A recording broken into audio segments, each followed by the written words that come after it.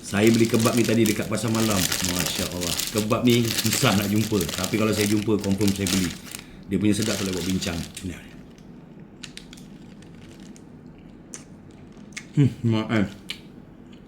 Ini kebab daging telur keju. Korang kena try. Jom saya bawa korang pergi tengok pasar malam dia. Kebab daging telur keju.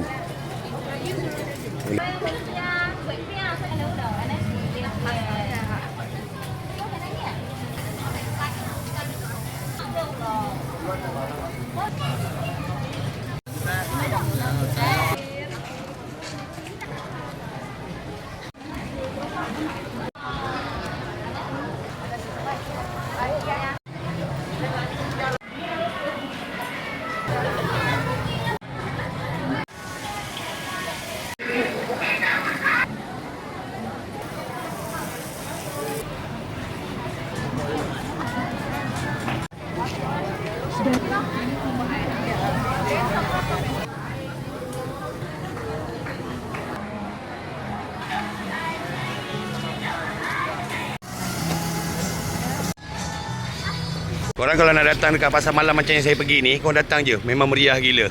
Tak jauh pun dekat ni lah. Dekat Kota Tanjung Pinang, Kepulauan Riau, Indonesia. Jom lah. Korang datang je Kota Tanjung Pinang ni, jangan risau. Kat sini siap ada Maybank. CIMB pun ada kat depan tu.